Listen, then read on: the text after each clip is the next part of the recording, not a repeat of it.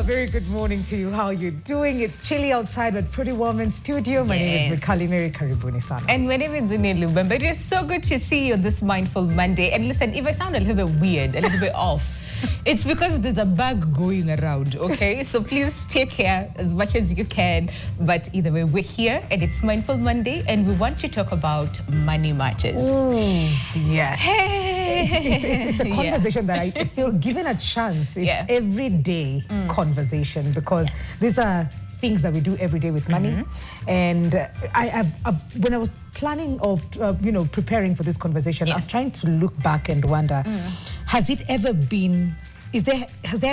been a time where you actually felt like everything is fine, money is okay, it's flowing? Or do things get harder and then you look back, you're like, now your time, basi zilikuwa mzuri, you know what I mean? Yeah. Do we appreciate those moments when they actually happen, or do we even notice them? Or I think we do. I do. I want to go back to the time I always tell people there was money. Yes, and you would walk along the road. Now kota 2 pesos. That's so true. I used to kota everywhere, and I'm like, now, na tuko tunaziokota kwa sababu pia tunaogopa. No. Kwa sababu ni jini, pesa yokotangu ibure. There's a lot of conversations around money. So we're just looking at that conversation and asking, will 2026 be easier for Kenyan families? Because things are tough. I think the answer to that is pretty obvious, given what we're seeing now and the conversations that we have with our friends, with our families, with our loved ones. When you visit the supermarket, there's a lot of things, that clearly tells us where we are at. So are we surviving?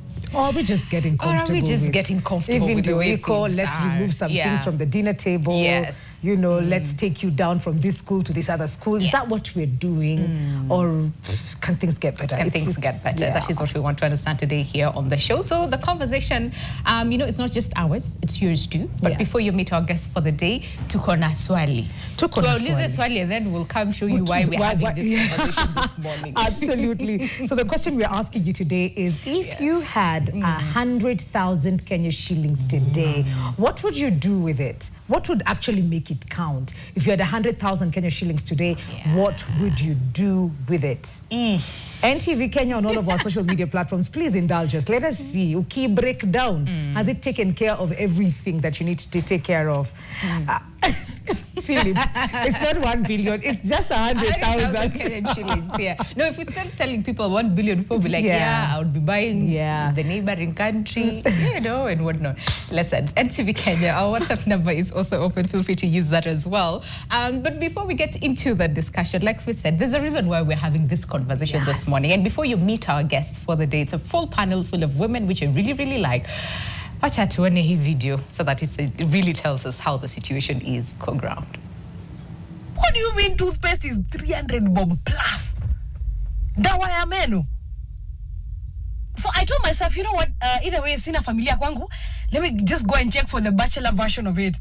120 toothpaste. I buy a lot of my stuff on Uber Eats. I think leo ndo nimekuja nikaangalia bei and I'm like, wait a damn minute. Mahali kunaelekea mtaniona na Tigard, and it's not even a joke. What do you mean 120 for what? Legit. Legit. Tigard. So Tigard really have, sasa after your video, I had to go down the rabbit hole. Inatoka, I think, kama 50 hivi. Okay. So ati yuko sure kama inafanya kile inafaa kwa ikifanya or not. But with toothpaste, guys. The comment section. Let's just go through some of the comments on that video. What people were saying. Let me tell you, it's hilarious. Huyu ni The Adventures of Maria. Anasema, mimi nilikuwa naenda kutafuta toothbrush ya kusugua meno in Carrefour. Let me tell you, nilitoka bila toothbrush because the cheapest was 300 shillings. Mswaki, guys, mswaki. Woi, mniambie zile toothbrush za 20 bob zilienda. Ziko at this point. Ni meno tutaoga ama ni unit tutanunua? Aki this economy we. Tokens nazo zinaisha kama supu kwa kikombe. I feel you, absolutely feel you. Okay. Huyo anasema watu walifocus na unga wakasahau other necessities. Enda check kiwi ndogo, my friend. we are cooked. And then wengine nasema na ujue wanaongeza bei ya detergents, diapers and sanitary towels next week. What? When this video was posted, that sanitary is so towels, are we still doing that? Have you visited the supermarket lately? I saw a man ask for a quarter tin of maize. Akaambiwa hakuna hiyo. He asked achotewe mafuta ya kupika ya 30. Akaambiwa inaanzia 50. Akauliza majani akaambiwa ni 25. He just stood there, nikajua enyewe tuko cooked. Yo. Alright, huyu anasema mnajua ile dumdogo ilifika tao mtu anamwambia 2,500 for a 2-pack.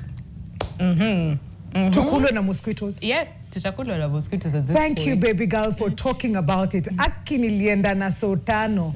Akinili Lirudi home I think na Pepsodent moja na toothbrush. Yeah. Huyu anasema thao shopping ni toothpaste na sabuni ya kuoga hata hujanunua mafuta. Then the other person says kuna siku nilienda kununua lotion ya Vaseline sijawahi shtuka hivyo. Then mwingine anasema body lotion 590. tutapaka ribs. Tutapaka ribs. Even a ribs ilipanda. Ilipanda. Haya, huyu anasema tangu niuziwe avocado 70 hata hakuna price increases inanishtua tena. Then mwingine anasema to be honest Kenya kumeharibika je. Ukienda soko na thao you only need sugar bag, sugar na bag ya kubeba shopping, that's it. Then mwingine anasema so si normal nikibuy toothpaste ya 465 yani nimegongwa huku. Huyu ananunua 465. Uko. Yeah. Mbona toothbrush za watu ni 200 surely na their toothpaste ni 270. Tissue ni bei ghali kuliko exercise book. I see what you're doing. I see what you're saying. Tangu bei ya pads ipande nilijua tumeisha kama nchi. Wenyewe we are cooked. Wenyewe we are cooked. And that is why we're having this conversation. Have you felt the pinch? Have you felt the change? Let us know at NTV Kenya across all borders. Like we said, we're not alone in this conversation, okay? No. We have a full panel this morning. And I'm also curious to hear from them. Have you guys felt it? I mean, it's just us complaining. You know, maybe us to just sit here. Tujui kuangalia pesa vizuri. You know, maybe. On our immediate list, as per usual. Yes. Tukianzia on our immediate left, we have Menya Kirumba, who's a young entrepreneur and global business consultant. Welcome to the show. Lovely to have you. Right next to Menya, we have Jilna Shah, who's a tax director at RSM Kenya. Karibu sana. Uko tayari? You have a lot of questions, especially on the taxation. Yes. Are you ready? Next to Jilna, we have entrepreneur, agri-food and founder and CEO Muscat Groceries, Mary Mudhoni. Karibu sana. Santi. And last but not least, head of corporate communications, Kepsa, Josephine Wawera. Karibu sana. Lovely to have you on the show. Wacha niwaambie, sijui kama mtuambie tu venye mimi amesema, is it just us guys? Ni watu wa TikTok tunapiga tu story huko ama nyinyi mnai feel on ground? We can start with you, Josephine. Kwanza hapo kwa tokens. Yeah, hapo kwa tokens tuna need kuangalia tena what is happening because it's not making sense. But I think the most interesting part is even our children are kind of feeling it. And I was having a conversation with my daughter yesterday and she asked, what if I changed my career and became a politician? And I told her, yeah, that would be okay. And she said, then I can actually become a president. And I said, then I will be the president's mother. I said, that's not the point, ma'am. The point is, first of all, we need to make sanitary towels free for every girl. Yeah. And then we need to make sure public education is at the level of private education, but for free. Yes. And health. Why are people dying on TikTok?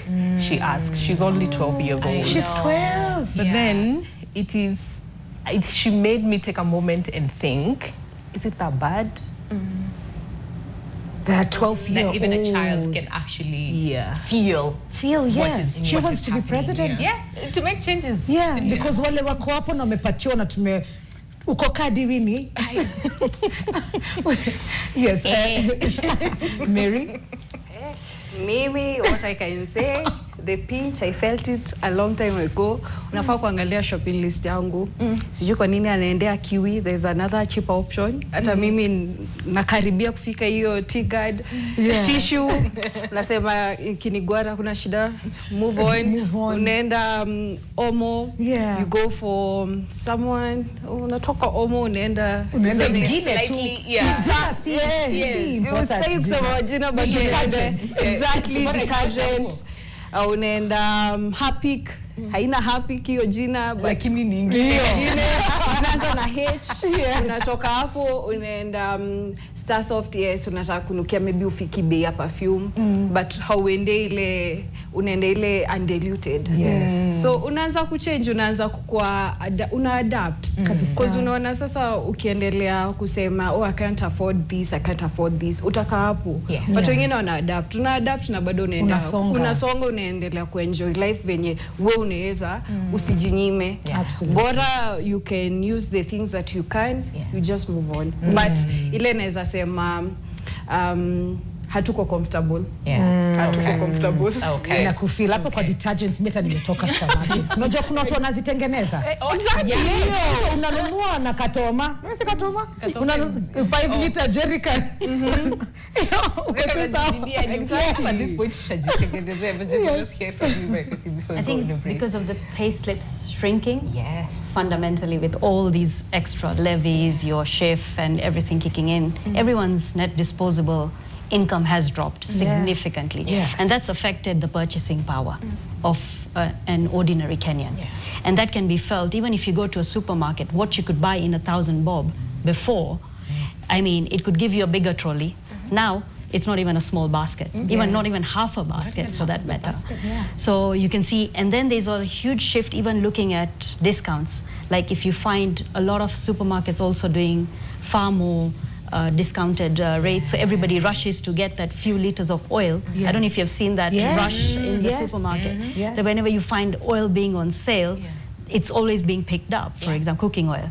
So it just gives you an idea that everybody is looking for a bargain at this rate. Even we were just in fact having a conversation outside, and how even a smaller quantity item is being sold far more. People don't want bulk anymore. It's what you can afford in the smaller quantity, I mean in the amount, and they're ready to buy a smaller quantity of even cooking oil. In fact, that's a concept that's really taken off. Smaller packets of everything, smaller shampoos if you say, and that sells a bit more faster because people don't have that income to buy the, but it's better that they buy. So even the producers are shifting that to that mindset of catering for smaller quantities. Because then that goes a little bit faster. But it's been a huge change. As you can see, what 1,000 used to buy me 20 years ago, 1,000's not worth anything in this day and age. 1,000 is, I feel, it's not even fuel for a couple of meters, you know, I would say, literally. So you can see the, it's hit It's like us. we're resorting back to the Kadogo economy. Where we just actually, and it used to be for certain people, but now it's everybody. It's everybody. We need to go on a break so that we don't rush you into and then you tell us and then we go on a break. Let's go on a break and then come back. We'll start with you and really get to understand where you are at. And also when we're looking at the inflation, right? The numbers look good on paper. But kwa ground, so then how do we, but why is the math not mathing? You will tell us, right? But the question that we're asking you this morning is very simple. If you had 100,000 Kenya shillings right now, what would you do with it? Let us know at NTV Kenya across all board or on our WhatsApp number, but we'll go through your feedback after the break, so do stay with us.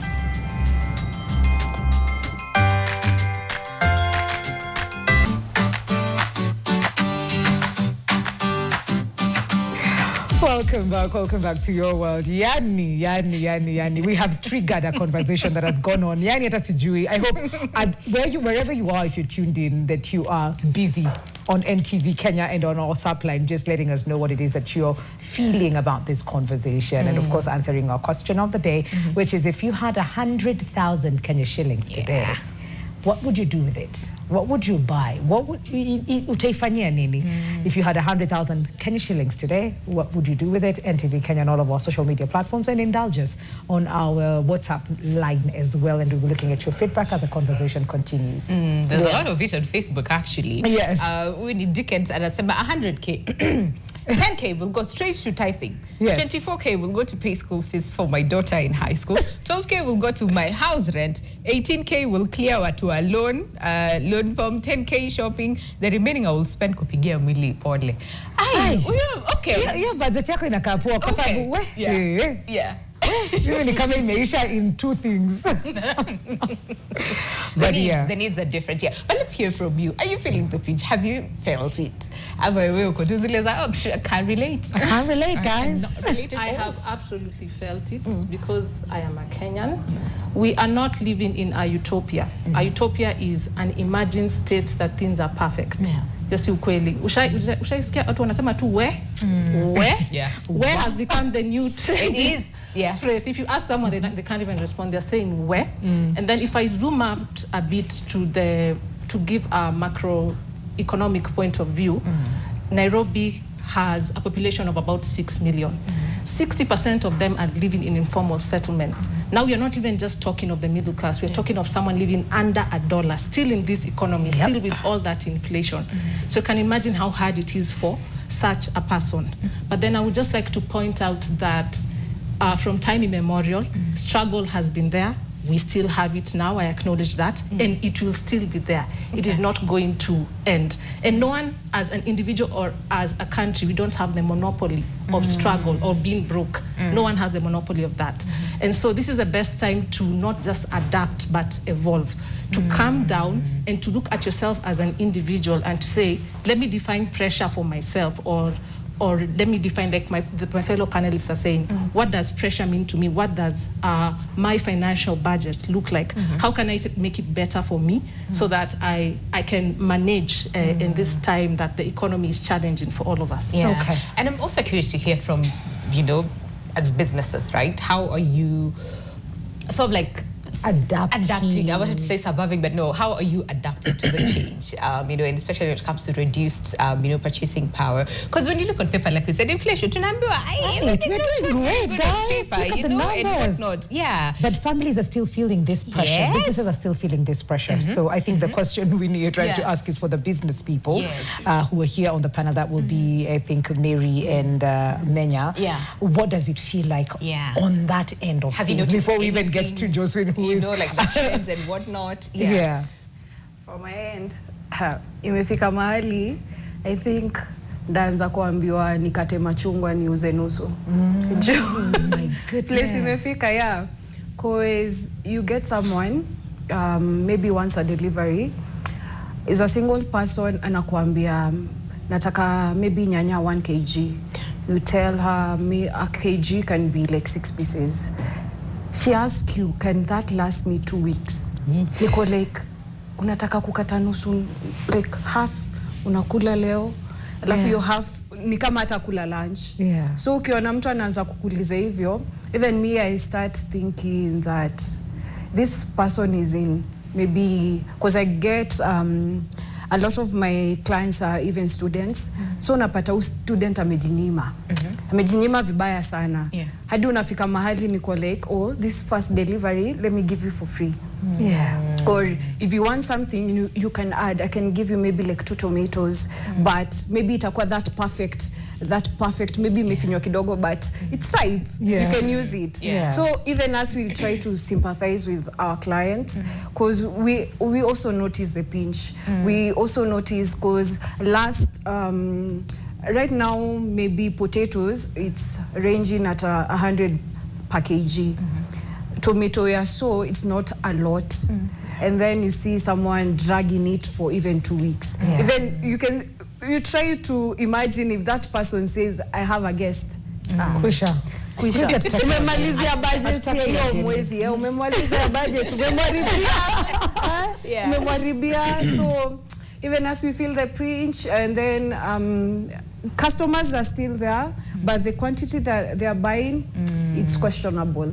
And you deal with like food, like exactly to survive. And you still feel that pinch, right? Because we have to eat. Now imagine you're kila siku. Oh yes. Yeah. And it's I totally relate to those clients. I think, was it last week? I think Friday, Saturday, I asked for my local person, Kitungu. Well, like, Kitungu bado ni 10 bob moja, kule kapana ni 20. Niko, no, moja. Yeah, and si kubwa is like the size. Dania hata ni 15 bob. Dania. Dania was 5 shillings. What do you mean? Imagine. Hata mimi nakuwa shock, tunaenda kununua kwa vendor na hata smile. Anakuambia it's 15, take it or leave it. So even me, I compromise it. I tell my clients, this one I'll just give you, I'll just give you a 10 bob. Lakini you have to reduce the size as well, because exactly, it needs to like two batches. No, 2 stems. It's just been businesses. Let's just start from there, from the private sector. Because again, she deals with food stuff, things that we need, but she still feels the purchasing power has gone down. People are compromising and whatnot. So I'm just trying to think for other businesses. What is the environment like now with the inflation? Good on paper, but for ground, it's like a totally different story. I think actually we do need to define what that good on paper looks like. You're talking about inflation having gone down to the range of 3 to 5%.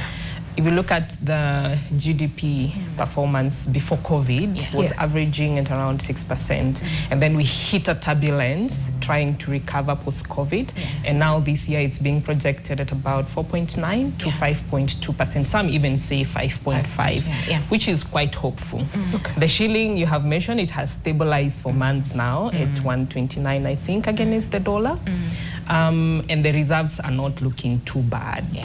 So that's why the economists say it is really looking good at the macro level. So the conversation and the answers that we are seeking to address today is then, why are food prices, the inflation for food prices, increasing to over 7%? Because if we are being honest, the best way to translate an economy's performance is in the kitchen. It's in the kitchen. It's on the tables of Kenyans. So why are we not affording food? And then imagine that if you look at the 3 main components of your income at a household level, it's the food, it's power, electricity, that's energy, and then it's housing. So rent, mortgage, whatever state you're in, and that is taking up to 50% of income for Kenyans, right? So mtu ana earn tuseme 25,000, 30,000, hata sema 50,000. Half of it imeenda to food, and then umesikia what Mary is saying. That increase is also changing, meaning what you used to budget for 50% is now lasting you 2 weeks instead of the full month that is used to happen before. And then she also mentioned about the pay slips are also like all the other, like sometimes you look at it and you're like, I want to cry because So I think we are not trying to negate the fact that macroeconomically we are doing well as a country, but we need to ask ourselves, for businesses and for Kenyans, what does that honestly look at the ground? And for an organization that represents over 2 million businesses directly and indirectly, we are hearing feedbacks because behind these statistics, we are seeing manufacturers who now have to rethink their supply chains to adapt. We are looking at SMEs who have to go the digital way to try and stretch that shilling even further. And then entrepreneurs like the two ladies who are then trying to find solutions that will fit the current situation. So I think, and then you see a lot of partnerships now than in situation people who are before competitors are becoming collaborators because then what is happening, you realize that as a business I'm not able to solve this situation alone, or if I approach it from an individual perspective it will hurt me, but if I collaborate and provide a better solution for the needs of the current consumer, because I think for any kind of business it is about the adaptability of the consumer. What does my consumer, based on the service and the product that I'm providing, requiring to fit their current basic and financial needs. So I think what we are seeing is something that has always been synonymous with Kenyans, and that is resilience. We are so resilient, and we know that we can overcome any situation. It's like we're tired. Can we be something else? But I understand what you mean. Yes, and I think we will also hear like from them, from real stories, how then when situations hit like that as a business, how do I start to adopt and to innovate to become better, because I have to stay afloat regardless of the circumstance. And you know, we talked about taxes, and they are different. Tumeongea payslip hapa hata roho inafanya ile kitu. But when you look at taxes, and probably the taxes that affect families, especially where we are at now with things that have changed, 2025, 2026, what are some of the taxes that really affect families at that particular level? I think if you look at it, a lot of our taxes come from the employment sector. So that's your formal, the so-called formal sector, which contributes to a majority of our collections today. If you look at employment taxes, I mean, we are taxing people at 35%. We are on top of that collecting 1.5% of affordable housing and another 2.75 of SHIF. So obviously that element of collection obviously is hurting your payslip at the end of your take-home pay obviously shrinks by that amount, and this is for the so-called employed sector. Then you have the business sector. Now what is affecting business is also the costs in terms of importation. There are taxes on importation, duties, all these extra levies. If you're trying to make your product cheap, I mean, we are no longer the export, you know, kings or in Africa, like right? There are other people who have taken us over. We used to be quite good with exports. Our exports right now are, we are importing far more than we are exporting. So there's a problem there. So the businesses are also not, they might be doing okay or just about surviving, but we are not really growing. If you look at our GDP rate, we have just stayed kind of constant, despite having a constitution, you know, that was meant to let's grow this economy. The question is it really doing that? It's not. The reality on the ground is it's not. Look at the unemployment rate. Why are we not able to absorb the overbulging youth that is coming out of uni into the employment field? There is a problem, and that's why we are facing all these other problems as well. So unemployment is high. Remember, if someone if you tell me right now, if someone resigns, they'll not hire someone. They'll make the existing staff do the extra work. That's how businesses are working, because they're trying to cost cut. Because already they're facing import costs.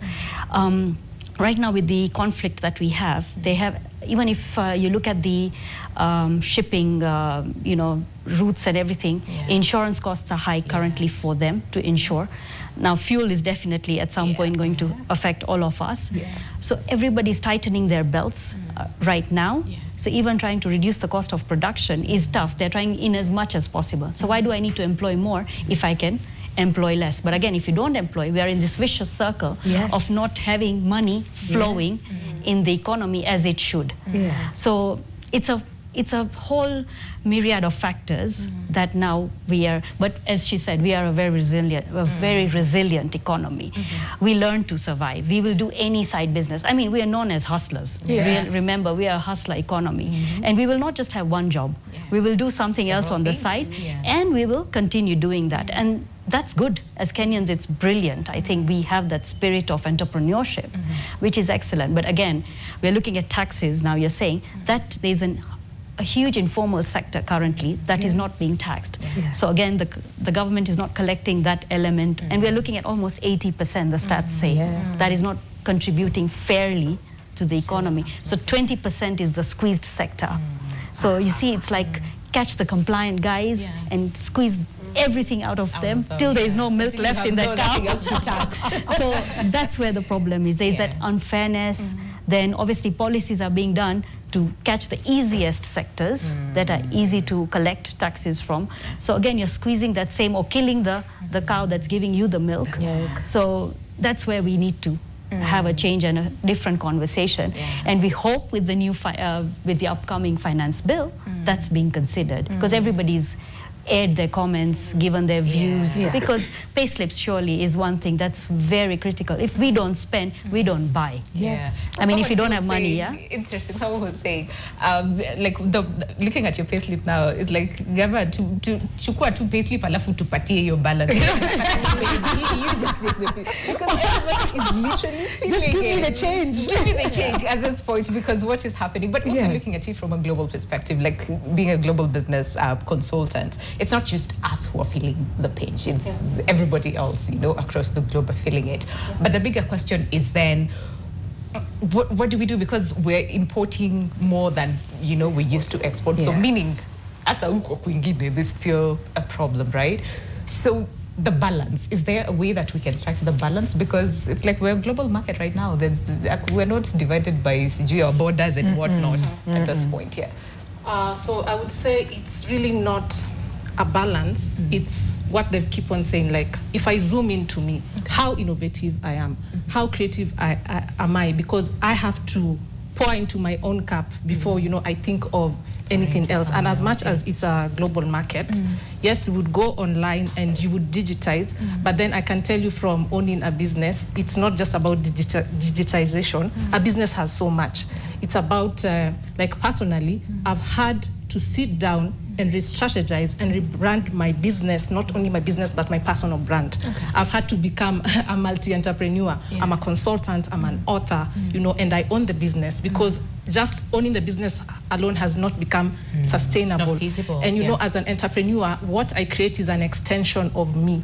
Not only is it an extension of me, I have to look at my clients and see what is their exact need.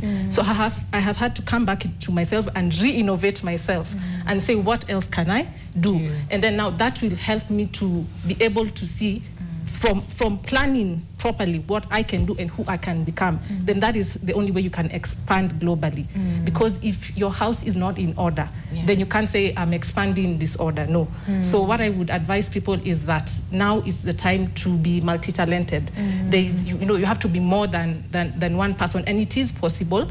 Because now that's where the innovativeness comes in. Yeah. Instead of buying the what did you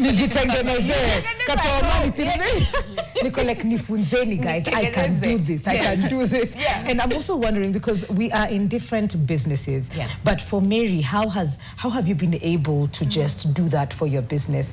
It's food, it's perishable. I had you say you do deliveries.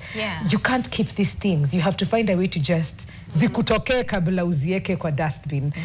How have you been able to just adapt with the times?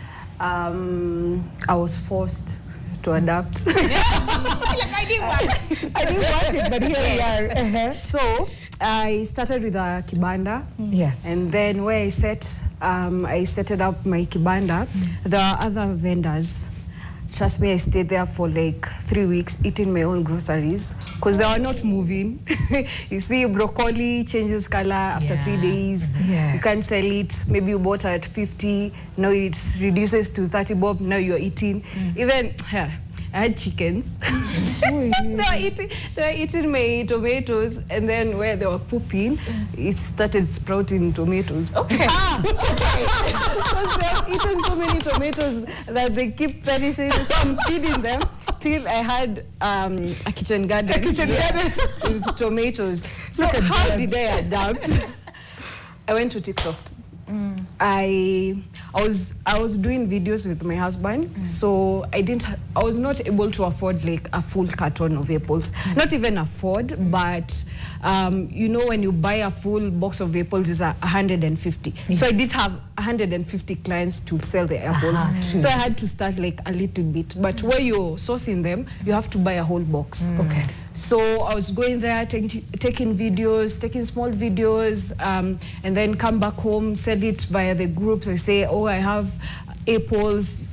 Can you buy like 200 pieces? My minimum order was 200 shillings. So that's like 5 to 6 apples. So that's how I started. That's how I joined TikTok. I had videos. Okay. Now the good thing about TikTok, I didn't use money to promote myself. Just by the videos that I went to the market with. The videos that I show people, these are tomatoes, these are cherry tomatoes, this is what celery looks like. I posted it. And then I got my first client from TikTok. And then I saw, I mean, Riru, my client is in South Sea. How am I delivering? You know? So that client is requesting for like 10 apples. So I'm imagining, I'm telling her that I'll have to use 400 or 500 to deliver that 10 apples. So I'm forced to adapt.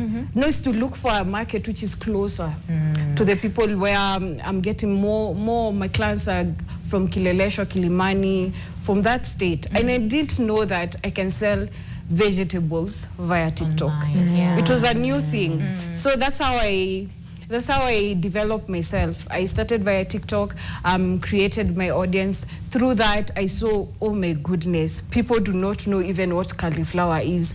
Oh my goodness, pili is not that green one only. Yeah, long chilies. Kuna habaneros. Kuna hii. Don't limit yourself. So I saw an opportunity, and then I said, oh, let me create our WhatsApp group. I created our WhatsApp group. So the link on my TikTok forwards you to our WhatsApp group. From there, now I show people, this is what you can get. This is a grapefruit. This is how you eat. I tell people, this is jackfruit. So unapata mtu unampe jackfruit, anakula hadi na hiyo mbegu. Niko like, wait. So you don't know how to eat jackfruit. So I'm going to videos, downloading them, sharing them. Telling them this is how you eat. Then I saw an opportunity, or maybe it's like there's a gap. There's that there's lack of information of our groceries. We have plenty and plenty of good things, like even potatoes. People know the local ones. We have Irish, we have golden russet, we have different. There's a different one for Mokimo, there's a different one for Bajia. Exactly. Unashanga kumbona hii na taste. Hindi unapata mbona bajia yao ni tamu sana. They use different ones. So even though unaendelea kuadapt, you learn, unasema hiyo information hujiekei, unaambia watu wengine. So that's how I grew, and then I met with her now in Kepsa. So in Kepsa there was what can you say, a competition for digital innovation. I participated on it, and it was female rising star in digital innovation. So I went and pitched myself, and I told people, mimi ni mama mboga but digital. Mama mboga elevated. Mimi ni mama mboga digital. As I'm sitting here, I can still dispatch groceries. I don't have to be at the market because I've already created a network. Exactly, created a network whereby I just tell them, pack this, consolidate, naitisha Uber, inakufikia, check your nini, I'll send you an invoice.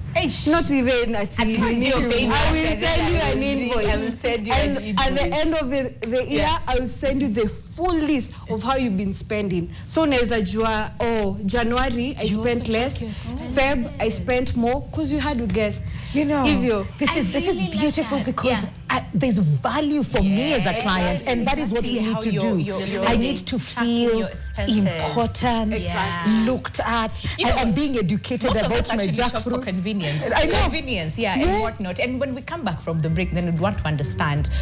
So being forced to adapt, and you found solutions, amongst the chaos and opportunities that you can also expand as a business. So then how do we ensure that, how do you say as Kepsa help businesses to cushion themselves, because they're not absorbing the shock, they're actually passing it down to the consumers. So then how do they strike that balance? Because me tatoroka, and whatnot. Watch at when they break. Philip is about to kill us. When they break, we'll come back and discuss more on that after the break. Welcome back to the show. It's Mindful Monday, and we're starting with a conversation on money matters, and we're looking at 2026, right? Is it looking better, or tumefika tu ile point sasa, which is survive, adapt, do all those things because of the way things are, okay? And we're asking you a very simple question, and that is, if you had 100,000 Kenyan shillings, what would you do with it? Kumewaka moto everywhere. On X, on Facebook. On our WhatsApp. On our WhatsApp. Kumewaka moto everywhere. But let's just go through some of your feedback. If we have some on WhatsApp ready, Philip, we can start with those. But on X, a lot of people are actually talking, okay? So, watch at ones in our WhatsApp. Okay, let's start with X and then we'll come to WhatsApp, okay? So, huyo anasema, this is Nisingema on X who says, take 70% and invest 30%. And then, Mwalimu wamesema mambo ya Arsenal lafa, I don't want to. Then anasema, I will open a pharmacy. I am a qualified farm tech and yet still no job. I am tired of suffering. And then Isaac Papa anasema, increase stock. James Facebook, James Dongo. Yes. 10K, I make sure I double it kwa Aviator. 50K, I start my business of choice. Okay. 10K, I will send to my parents. 20K, I start a project in the village. 10K, nipige sherehe moja mwenda. Kuna Aviator na sherehe mwenda. Ni leo, today. Today. We are living today. I will pay for the car deposit, then start Uber business as I pay off the car. NTV Kenya simnipatie hii pesa. Ala zitafuta baby black oduke tunaitafuta kabisa. First, before planning on what to do with the money, where is that money? I feel you. The money. I feel you. I will start a kinyozi immediately. That is Jose Joe. Onesimus anasema, at first, give me that 100K. Then I will tell you what I will do with the money. It's very simple. Christian Benz anasema, put the money to Forex in 1 week. I will be driving Audi Q7, Mercedes S-Class, and BMW in the parking. Living in a 4-bedroom apartment in Kileleshwa.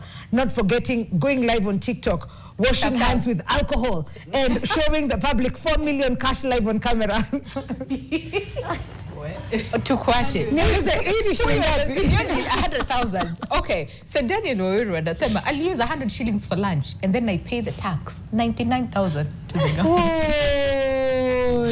What's up? Okay, this one says, good morning. Here yote, can you remove the graphics so that, okay. Good morning, hiyo yote inaenda kwa madeni tu. Oh yeah. If I had 100K, I will get my girlfriend her birthday wish list. Samsung A56, 54K. Juwe sina amani. Her birthday is next month, 10th. Napigwa tu cold war kwa status, WhatsApp and Instagram stories. #YoWorld. Jamani, tubadilishe mienendo wasichana. Tubadilishe. Okay. Tuko na ingine hapa Winnie. Huyu nakwambia amesema, hi guys, hi NTV guys, my name is Cindy. Some of us 100,000 shillings is like $1 million to us. I would solve 90% of my problems, though not all. A breakdown of how I'd spend it. Okay. So rent 20,000 shillings, boost business 20,000 shillings, school fees 26,000 shillings, shopping and groceries 20,000 shillings, tithe 10,000 shillings, savings 4,000 shillings. This economy is already dealing very harshly to most Kenyans. Oh wow. Nafanya vizuri kodi na school fees. Right? Yeah, that's impressive. Na tithe. Okay. Higher 60K school fees for the remaining 2 terms for the 2 students. 1,500 shillings for gumboots for the 2 learners since it's rainy season.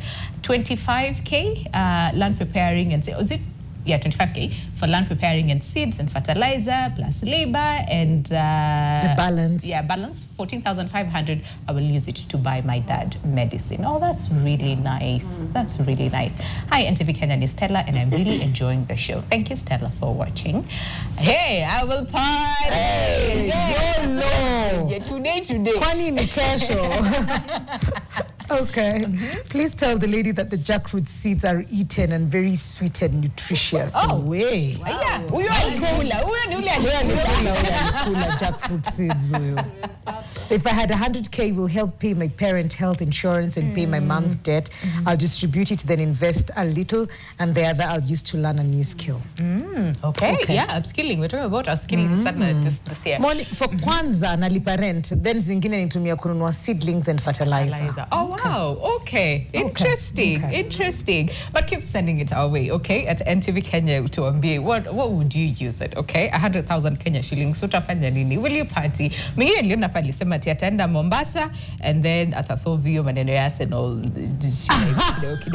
Well, you tell us, okay? And we'll go through your feedback once again. But just again, like we said, now businesses, we've been forced to pivot, to be creative, adapt, do all those things. But are they absorbing the shock? whatever they're passing down to the consumers? And if so, how then can they cushion themselves so that they don't Mary alisema saa zingine nasaidia tunasema nitakupatia nyanya mbili run on losses but still stay afloat. I think first Jilna mentioned something before we went on break about the global situation. So we are looking at a place where, and especially as an import-reliant country, we have geopolitical situations that they are not within our local content, but the impact is equally, we are feeling it. We are looking at governments that have become very internal-looking, which means even their policies are impacting what we are doing. That's why you find there's a project today that was employing over 60,000 people, and then tomorrow it's not there, and those are jobs that are lost. That's livelihood that is lost. And then now we have the Middle East conflict, and I'm happy that the Ministry of Energy has given a soft buffer assurance to Kenyans that we have enough stock of fuel to last us for some time. So we are not hopefully expecting direct impact in the short term, but we need to keep monitoring the periodical review from EPRA.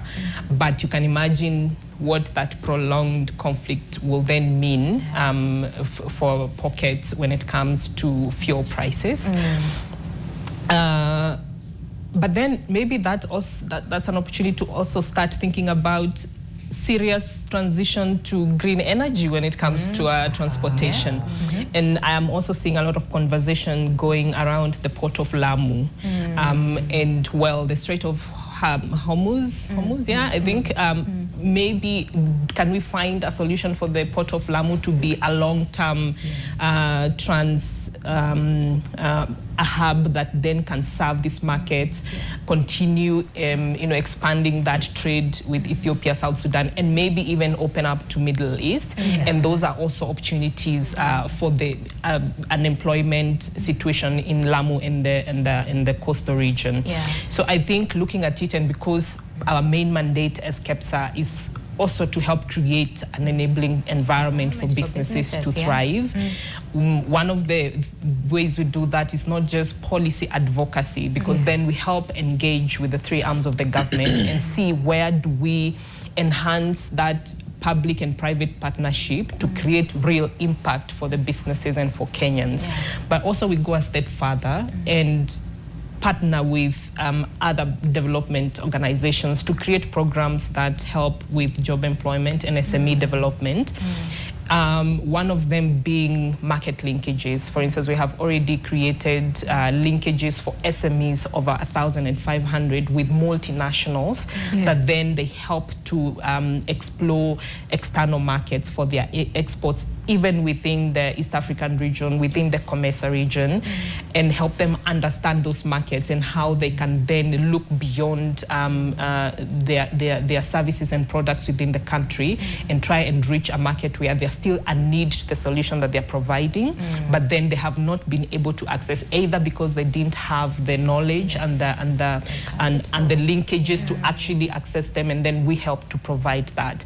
So I think for businesses, what we are seeing and being an organization that then serves from the micro all the way to large corporations, it's a lot of, we need to keep investing and increasing sustainable investments in areas that I don't think they have been fully explored.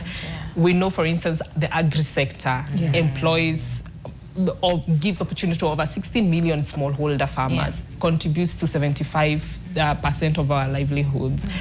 But why do we still not have sustainable, not even sustainable, enough food on our plates?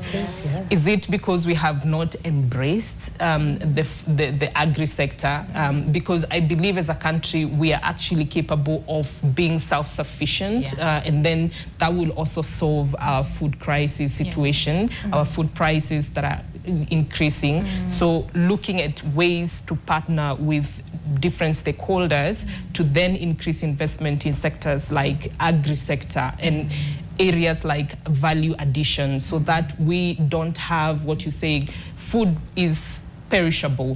That means we need to think of ways to increase the value of the food product, so that at the end, at 3 days, then they are perishing. How do we invest in cold storages, value addition, so that tomato then can become something that is longer lasting on the shelves. So areas like those is where we are partnering business to business, but also business to government and business with other stakeholders, both nationally and internationally, to try and find those solutions. So there's hope. There's if it's everywhere, down here, but there is hope. Hope. And I think we have had a conversation earlier in the makeup room, and we're just talking about taxes and generally how that education of, especially when it comes to businesses, and understanding that this is your duty, that you might even lose more without, if you're not paying the taxes, instead of just, evading, and you're not doing this thing and you're not doing that, and the opportunities that you miss out because of that. So what are some of the mistakes that we do, especially businesses? Because if you're employed, you're employed. It will go through the system. But then if I'm running my own business, say for example, Menya or Mary, what are some of the mistakes that we're doing with that small business, and how important is it for me to be tax compliant? I think that's a very important conversation, and that education is very critical amongst Kenyans, because compliance is becoming very expensive. If you're non-compliant, it's even more expensive. So you can see it's twofold. We're going digital with the whole collection of taxes, being all electronic. Like you have your e-TIMs for, raising invoices. In fact, your returns are even being done electronically. You've seen the news headline today about the fact that they want to remove the VAT threshold of 5 million. That means everybody has to, whoever's in business will have to apply VAT and do VAT returns. So you can see how difficult it is. That it's not easy. They keep saying it's easy, but remember, not everybody knows how to use the digital technology. Majority of the Kenyans, especially in the rural sector, which are the ones that are contributing to your 75%, could be guys who don't know how to use a computer. So what that would mean, you tell them to hire an accountant to do their work. That's an additional cost to them. Accountant, yes. So you can see the cost of compliance goes up. So that's where we are having, a serious problem, because we've been saying not everybody can be compliant, from an electronic perspective. So there's always been that push with the revenue authority as well, that, is it really going to get you the so-called revenue that you seek? Is that really the right way to go? Or is there another way to help, because 80% of our people are in that rural sector. If it was the urban, then yes, that could possibly work, because everybody has a smartphone, knows how to work. But a farmer will not know how to work or how to do a VAT return, for example, or even check, even though it's done for him. It's the whole issue of, are you even in a position to check whether this is correct or not? So that's why, and then the penalties are too steep. We do not have any amnesty at the moment that is ongoing from a penalties and interest perspective. So that's why we say that compliance is very critical. But the change of the law has been so frequent that even as advisors, it gets so much to keep a pace of, the predictability, as we keep saying, and the stability of having tax laws, say, for example, 3 years in a row, keep it stable so everybody gets to grips. You'll be surprised, even sometimes the systems, the iTech systems are not updated in line when the law changes, because even the law has changed so much. So you can imagine, how does one product might be vettable today, it might not be vettable tomorrow. And they'll not know. So there's the whole issue of too many changes happening at the same time. So that's why we were saying that in line with the national tax policy, could you keep some stable laws in place. Long enough. If you want to do one overhaul, we do it in one go. But then let it be constant, because even investors are having that lack of confidence, because you tell them this is the law right now, but tomorrow you might not have this law. So you can imagine what confidence are we giving to the investors outside who are coming to invest, who are going to set up your factories, which are going to provide you with the jobs for our people. So it's a whole, circle that we keep going round in. Okay, I know there's pressure to collect taxes as well, which I understand. But Is there a better way to do it? That's the conversation. And if everybody is compliant, then we might not even be here. That's the other question. If everybody was contributing to something, I think they've tried a few simplified ways. Turnover tax, I don't know if you guys remember. It was just on turnover, nothing else. You don't need to worry about keeping anything, no invoice, nothing. It was fantastic. Again, that also did not see. So I don't know if it's us even as Kenyans, we don't generally like taxes or something. I think we don't like taxes because of accountability, transparency, and correct. That's the conversation, right? Because remember was it during the last year about 24. with the finance bill and everything, and everyone was like, hatukatai kulipa taxes because we know we need to. Everybody is fed up. Yes, there's a lot of things. But I'm just wondering, is there then a smarter way to introduce these taxes, but don't overburden the people, the consumers? Because at the end of the day, it's us who are paying taxes that need to buy these products that then we cannot afford because, of all those things. Yeah. There has to be a blended way, more a hybrid way, because not everything can be digital and not everything can be manual as well, because obviously that's where the gaps are. But perhaps do it in an easier way that I'll give you an example. In the Indian economy, if you go, even a street vendor will have a scan code. You just scan and you pay, like your M-Pesa type. But already things are digitized and the reports already go to the revenue authority. You don't need to do anything. But you see, that's how simplified systems work. And that's why the levels of compliance for an economy of that size is higher. Apparently, they even give a bigger tax-free limit to people earning, a certain amount, and it's higher. So it's to cushion and to spur local spending in the economy. So those are the things, we also need to be looking at. Fine, tax, but maybe tax the other people, cushion the local public. That's where the spending happens, on the ground. And that's the people you need to, because they are the ones who are going to be spending and buying from the same giants. You go and you can tax, for example, go and look at some taxes there, here, but automatically if corporate tax rises, income tax collections rise, and things like that. There has to be some other ways of collections. Payslip, for example, if you give me a bit more in my payslip, I'll automatically spend. Yes. Like if you're looking at middle class and the lower class, if you give them even 10K more to take home, and if you multiply it by the number of people that we have in the country, straight away. Someone says they'll go to Mombasa. They will spend, for sure. Everybody wants to spend in whatever way it is. But just for the business people, entrepreneurs that are here with us today, Menya, maybe you can start with you. How easy or hard was it for you to transition when you start your business? Is tax the first thing you think about when you're starting up, or do you start making a bit of money and you're like, hapa nikikosa watanipata? Or how was it for you? How was that journey for you, getting tax compliant? I would say, number one, as I'll go back, as an entrepreneur, my first strategy is how do I generate revenue? Yes. Okay, so I look at my client. Do I have, how do I create value for this client, and how do I generate revenue before I start even thinking of the tax? Of course, for me, I would, well, there was a time when you're at a certain category, you can grow fast, and, as she said, things are changing.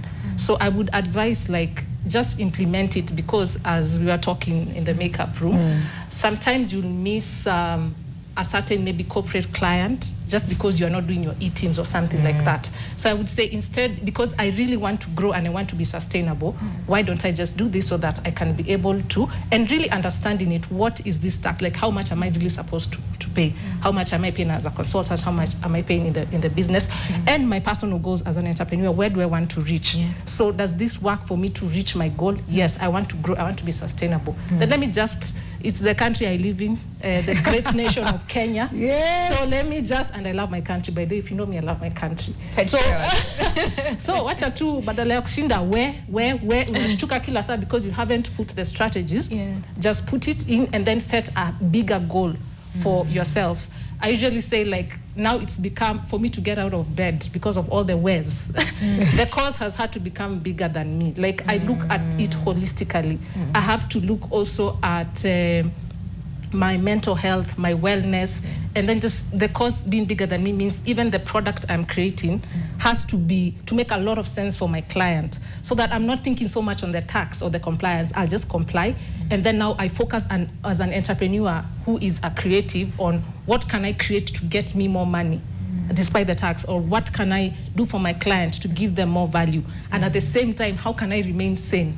You know, because unaruka kitu hapo pole pole. So yes, I'll comply, but then in the process of complying, look at all the things that you can do to make yourself more creative. For example, there's the gig economy. If you're just starting, if you have zero income, you can go, and even if you're working now, you have to upskill. Yeah. This is the artificial intelligence age. I have had to learn it, and I even now teach it, you know. You have to extend yourself and see, now I'm not just one talented. How many things can I do as talent? And how can I, you know, remain sane at, you know, despite everything.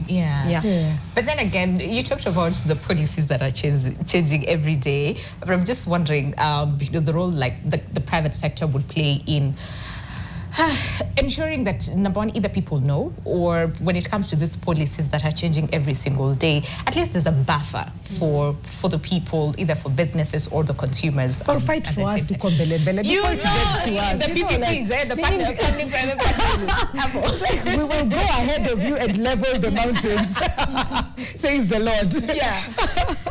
Yeah, I agree, and I think from a private sector perspective, the message is very clear. And Gilna is also the vice chair of the finance sector board. So Gilna, so the message is very clear from us. Businesses, Kenyans, investors, we need a predictable tax regime. Okay. There won't be any other way that it's going to work. And 100% sure that KEPSA is at the forefront of, you know, pushing for this to happen. Our engagements at the public-private dialogue level goes three ways: with the executive, with the president, with the parliament, both National Assembly and Senate, at the judiciary level as well. So those are engagements that we pursue, making sure that we are putting the public sector players and the private sector players on the same table to try and understand then if really this is what we need, why are we not achieving it, and then how do we achieve it. But we also understand that some of these things, being Kenyans, all of us, they may not also happen overnight. We appreciate the progress that is being made. There are changes every time. And what we do with for our members is that after every engagement we share, this is the matrix of the issues that we presented in the last engagement. These have been resolved. These are pending. These have not started yet for reasons ABC. And then now we enter the micro engagement levels with working groups from, let's say if it's parliament, we create a working group that then with the technical people, because at the top level we want to solve the issues that are not resolvable at the technical level. So then that progress is provided for by the private sector. However, we also understand, and she brought an important point of, you know, people at the ground. So there's an important aspect of capacity building, because then when we talk about these policies at the very top level, what does it translate to for the Kenyan on the ground? So that is where we come in with capacity buildings, and we go to mashinani. We have, you know, trainings at the county levels for SMEs, the micro SMEs who are coming, and we take through them, understand what challenges they're facing. We actually help them solve, and at some point also provide seed funding, seed capital for them to be able to scale. So approaching that from both the top and the bottom helps to create a buffer for Kenyan businesses. And I was sitting, not actually sitting directly, I was sitting in a session where this is not, I think this, we can say she has transitioned from the micro to the small business. But then she was saying, for instance, for a business like me, or business owner like me, I still need capital. And then I go to a financier and ask for funding for my business at a certain level. The first thing I'm asked for is, first of all, the lending rates. As we are seeing CBK continuously increasing, but we're still seeing and hearing businesses saying it's so much when you do the math at the end of the day. Then it is the collateral. She said, you ask me collateral that I don't have. it is the same reason why I actually came to ask for money. Yes. Because I don't have it. Yeah. Sasa munataka niende wapi? Yeah. So, and I was listening to her, and you could hear the anguish from inside. And she's not a small business. She's not a micro business. She's small. Yeah, she has transitioned to that level. So I was wondering then if this, and you will hear the same conversation at the medium level. You will hear the same conversation at the large enterprises. So what happens then? But we can answer that. What happens then, right? And is there hope? I mean, we said there's hope, but then again, so what changes do we need to make from business perspective to us as consumers, households, and whatnot, so that to adapt, not survive? Okay, we'll come back and also answer more of your questions and go through your feedback as well on the question that we're asking this morning, and that is, if we gave you 100,000 Kenyan shillings, what would you do with it? We'll come back and talk more on the same, so stay with us. Welcome back to your world. Money matters on this Mindful Monday. We could be here all day. We could be here all day, just trying to figure out what can we do right. How much more can I innovate? Because sometimes it feels like nimeshajiskuma kabisa. And again, we've determined that we are very resilient people. So. We try. And we're looking at really 2026. Will it be better for Kenyans or easier for Kenyan families? Because again, given how things have changed over time, the cost of living is through the roof. Inflation on paper to number, we're doing better. Okay, but then kwa ground vitu ni different. So will 2026 be easier, or we'll just survive, adapt? We've been forced at this point to innovate. Even in our kitchen. Evolve, please. We've been forced to do that. And we're looking at, is there hope?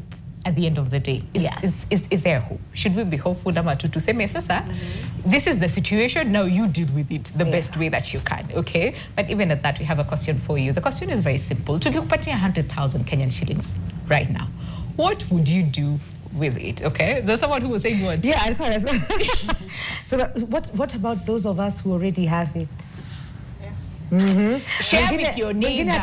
I have it. Mnasema we invest where? I love it. I love it for you. But tuangalie what's up. Yes, let's see what's up. Mnasema did it. NTV Kenya, the number is there on your screen, just in case you're looking at sending your feedback now. The number is on your screen. But yes, let's look at what you have to say on the question that we're asking you this morning. Money breeds respect. I think that's a different conversation. Hiyo naanza biashara ya kuuza mayai. Okay. Innovate. I wish nipate hiyo do. I would solve my school fees na nianze biashara, okay? And then another one says, I am Joseph Wright Odhiambo. Hi Joseph. He sent a comment, I think last week one, right? He said, me nikipata hiyo, for sure, I will treat myself well. Because I remember I have been giving my own to people, but received nothing in return. Okay, it's like you have suffered, wacha nijiambie pole. Nikipata 100k nitanunua food bana. Leo ni siku ya pili nikiwa nimeinama, hata mgongo itajipinda. Njaa. Ishe pole aki, pole. Okay. And then this one says, if you guys can help me with 100k, I'll be able to complete my final year studies and rent. Okay. Real need there. I would pay my campus fees, my high school son's school fee and upkeep. Okay. If I get 100k, I'll build a house for my parents. Mvua inawanyeshea sana aki Habil Mkolwe nikiwa Kakamega. Oh, thanks Habil. Okay. Hi NTV, for 100k, it will be a birthday gift to me.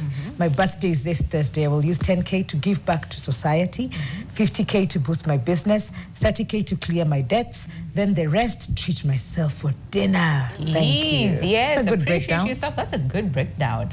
But wait, hello NTV. My expense for 100k, 10k tithe, 30k pay my car loan, 60k fix my car to get good performance and continue working. Okay, so reinvest in the business. Yes. Hi guys, I am Salome. We kindly achana na 100k. Sahi nipate tu 3k. I will feel like bingu inateremka. Got a message this morning to clear my daughter's school fees, which is 3k, but mbele na nyuma sina. Oh dear. Okay. Hello, given the 100K for me, I will add stock since I do takiware. Majukumu mengine nitasort na profit. We invest in the business. At least a profit. Yeah. Hi guys, ni Neymar. Iyo 100K. I'll clear the land and lima it, buy seedlings, fertilizer, and the rest pay my fees. Okay. Christina nasema aje tunaweza scroll up kidogo. Open up a big restaurant such that my dreams come true. Okay. Okay. Good. Who need David Charlo from What Down? Hey, So life in 2026, even from 2022, has become very difficult. Very difficult. Education, health, food, stuff, even money isn't available as it used to be. Times of Kibaki, Uhuru, things have changed. It's only God. Oh, yeah, and lives of Kenyans. Okay. Morning, I'm Evelyn Donge. If I get 100K now, I will quit my abusive marriage, find a small place for me and my children, start a small business that can put food on the table for my children and pay school fees for them. Evelyn, we're sending you loads of hugs and love. Hi, NTV, niko na biz na dai kuanza na furniture na sina do. Na kuna machine niokole 150K, please. We're at 150 is what we're looking at. This one says, hello, if I get 100,000 Kenyan shillings, I will definitely enroll for my CPA classes. Okay. And then, this is a big breakdown too. Okay. Hello, NTV. I'm Dorcas Wangeshi. I work in CBD. But my situation have been hard because of the rainy season. So if I had 100K, I would take a rental house kwa mtaa ya 8K. I pay 24K as required. Alafu nifungue business ya 60K because I'm good in business. Then I pay a loan of 10K and remaining nilipie mtoto balance na kashope kiasi. In life, we ain't the same. Surely 100K can change my life. I'm really enjoying the show. Thank you so much for tuning in and for your feedback. Hi, everyone. Yvonne from Muranga, loving the show. Do not stress yourself so much. Even Jesus slept during the storm. So who are you? The storm will stop by very soon, 2027. The storm will stop very soon, 2027. I love you guys. Where? Okay. Yeah. So, I don't know if I should read this on air, but well, hey. Yeah. I would hire goons to deal with someone. My needs are different. That's the needs point. Are different. Because your 100K, you have to clear a deal that the needs are different. At the end of the day, they are very different. And we're talking about this during the break, and we said sometimes, there's no money, there's this, there's that. Some people are buying like big cars, out here. Like, where's the balance? Where is the balance? And you said what? The what is not the same? The pressure is not the same. The pressure is not the same. Pressure if you will. It's a war. Pressure. Yeah. Pressure. What kind of pressure? Clearly, we're not the same. Yeah. We're not the same. So then how do we buffer ourselves? For those ones, payslip unangalivi, you cry. Yeah. You have to go to work at the end of the day, right? So then how do we cushion ourselves in as much as we're waiting for Gava to help? Private sector, mututete na uko in the PPP's meeting, right? And whatnot. How do we cushion ourselves? Are there adjustments that people can make to, again, not that you deny yourselves, the pleasures of life, but also just buffer yourself during the process? I think the mindset has really changed in terms of it's more really necessity-based buying. Yeah. Whatever you, as we have discussed this, I think at the onset as well. What I don't need, I might not need a new handbag. I don't need to buy it. You get, I have one already. Yeah. Or we could go for secondhand. I think the whole Vitumba business and everyone's really taken off. I mean, to buy a new outfit vis-a-vis, if I can get something for 200, the other one's 2,000. Yeah. Of course, I'll go for the 200. So those are and they're fairly new. Quite new clothing in there. So that's the shift in the mindset also, that people are automatically adjusting. It's not even that you need to tell them to do it. I think it's already happening. And there's also an element of savings culture happening, a slight saving, because you don't know what's in it for a rainy day. And you find that's happening. Even we took the one for the ground level, I'll be honest. Whatever little you can save at the month end, people are trying. They're hard to save. Obviously, unfortunately, our cost of credit has, as she rightfully said, went up quite significantly. They're trying to bring it down. It was almost 11-something%. We are now at 9.5. There's a lot of push for the banks to bring down the cost of, credit. Because if people don't have credit, again, we are just in that circle of not being able to do any business. You can't borrow. You cannot, do any business. So we really need to work around that. How do we cushion? Probably through these sort of policies changes, some mindset changes as well, obviously. Because look, if you cannot afford your branded goods, then do we just go for the local branded or locally made or whatever you can call it, the cheapest one possible? And that's how things are working right now. That's what the shopper's basket currently looks like.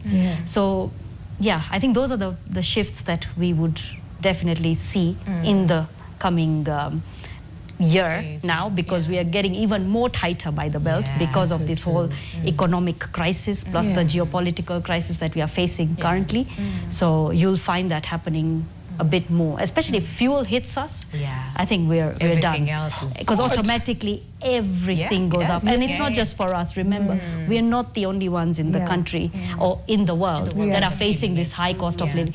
If you look at every neighboring country or anywhere across the world, even developed countries are facing higher cost of living. So it was going to happen eventually. When you talk about the shifts, how then is it important for probably entrepreneurs or even people who are employed to just get, gig economy side gigs that are not just local, the importance of getting or leveraging on global opportunities to probably just get unalipwa na dola inasaidia kidogo kirudisha hapa nyumbani. How important is that? And there are opportunities. These are conversations that we are having as well to just make sure that even people who are starting their small businesses, they are also told, you can look here, but also look out there. We have a lot of programs around youth skilling in the digital space. She mentioned something very important, and I think we need to rethink our approach to AI, because AI is really opening up opportunities. I think there are quite a lot of misconceptions about AI. A lot of debate still, but we cannot also negate the benefits that it has opened for young Kenyans, whether it's those who are already in business. She has shared her story about how it was all that move to digital approach that then changed the entire course of her business. But we are also seeing young Kenyans who are now making a living from their own spaces, because the age we are in, the era we are in, you have access to the global market. You can work anywhere, technically. So most of our programs around like the Ajira Digital program, the AI skilling program, is just to help the young people, not even just the young, even hata sisi na wale wengine wako mbele yetu kidogo, to just identify some of this opportunity, because sometimes I think we fear, but then they also, like I was seeing a young girl give a story about how she got 100 rejections to a job applications within a month. And she was so sure this is just AI completely. So the debate is still there, but I think we also miss opportunities because we don't know. So I've seen a lot of feedback also on people who say they would use some of that money to upskill themselves, because opportunities are there, but sometimes because we sit back and wait for things to happen, but we also have to go for have that mindset change, and also try and identify the opportunities. And organizations like KEPSA are already going a step further and providing that training, providing that, showing you where they actually are, so that usiseme hauna haukujua na usiseme haziko. So you're given the training and you shown, even provided for. And then we also have the TVET program also helps, because then we're trying to say the education system also has to evolve. We are seeing a big mismatch between the theoretical experience of the students coming off universities and the industry needs. So there's a big gap that then the TVET program, the dual TVET, where you mix both the theoretical studies with practical experience from the industry as you study, not waiting until you finish and then you join. So you have stages where you have 2 semesters of study, 1 semester of practical. And then what we do is provide that linkages with the industry and make sure we partner in universities so that we provide them with businesses and companies and industries that then pick those students, we provide the practical skills, and then they go back to school. Plus also our internship program helps also to have students be picked by companies, and then our programs with partnerships with development partners helps the companies to pay for that internship.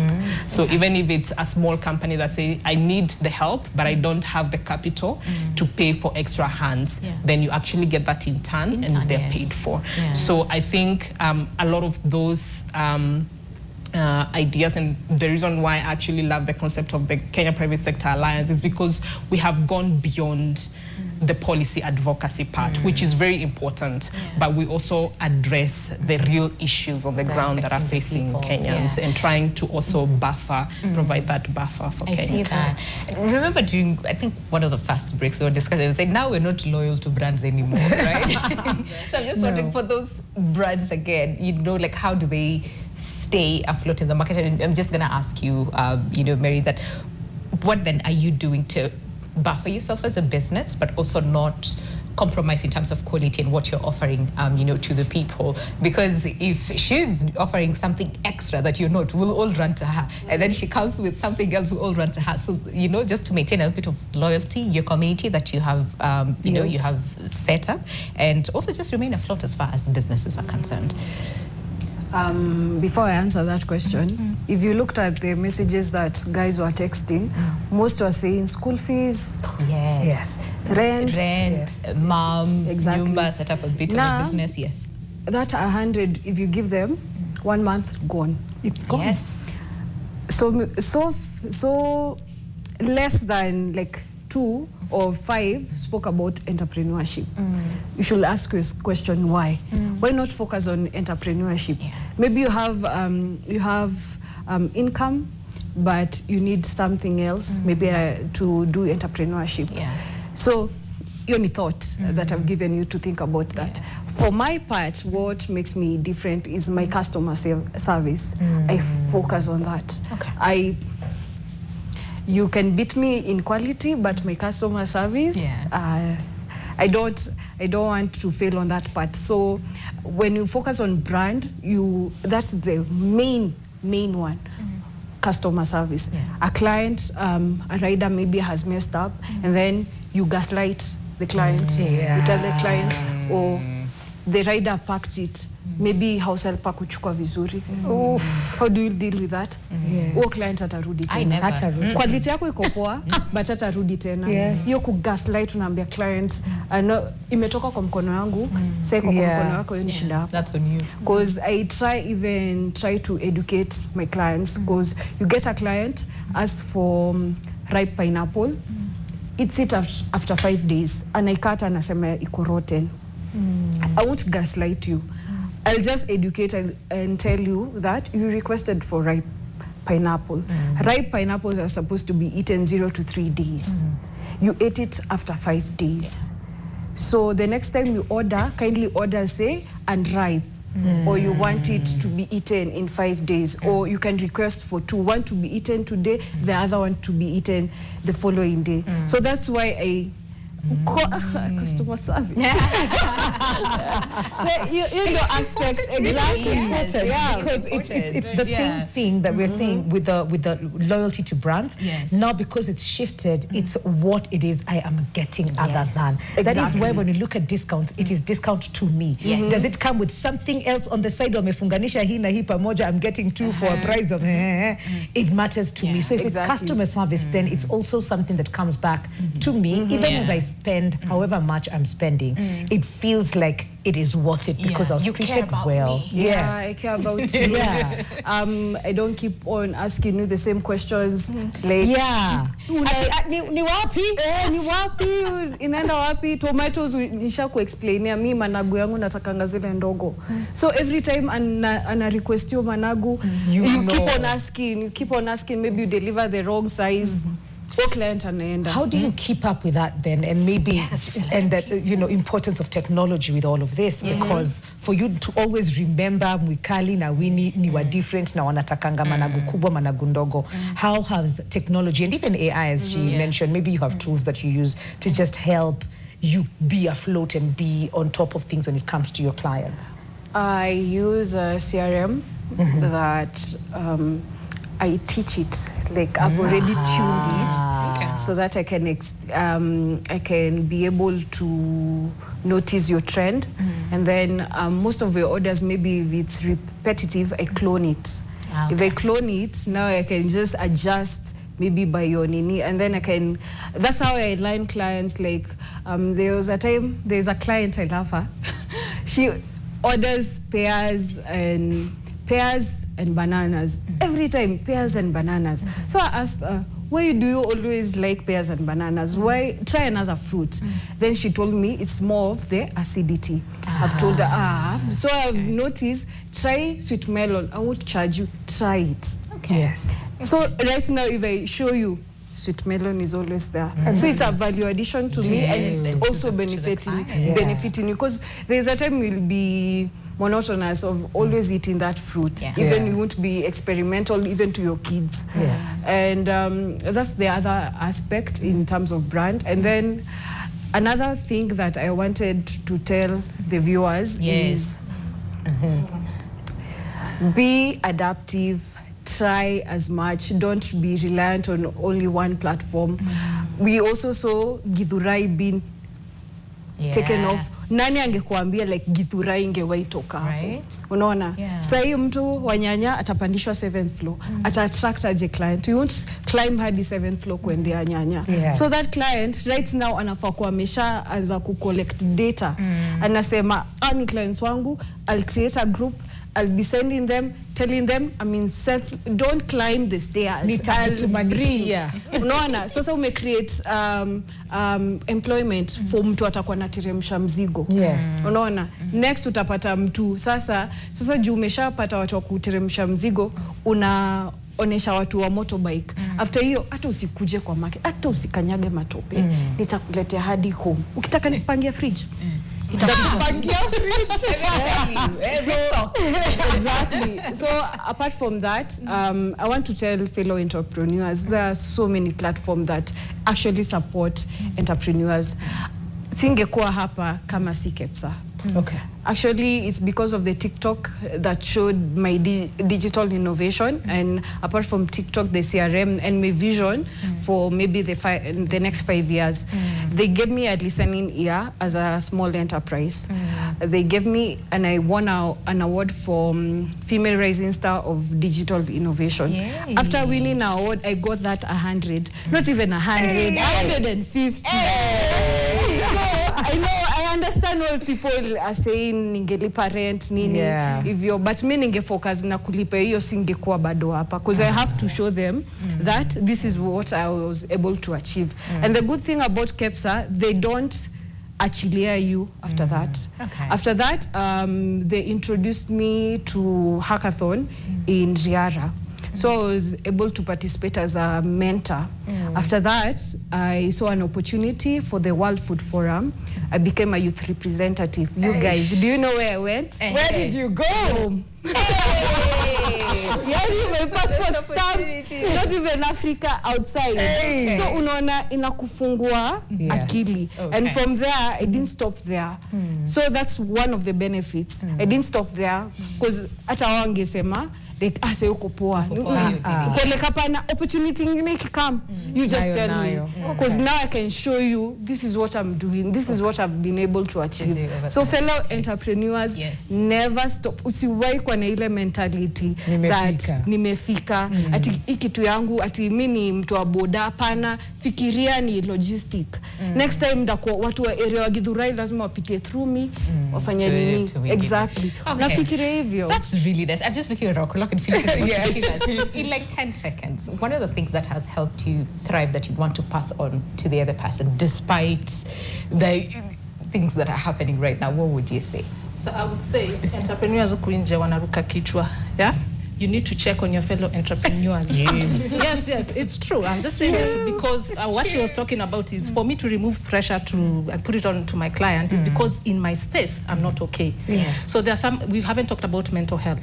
Like we need to check in with yourself, have a reappraisal of yourself, define your pressure, and just find out what can I solve. And one of the things I use personally is micro habits. These are small actions that bring big results later.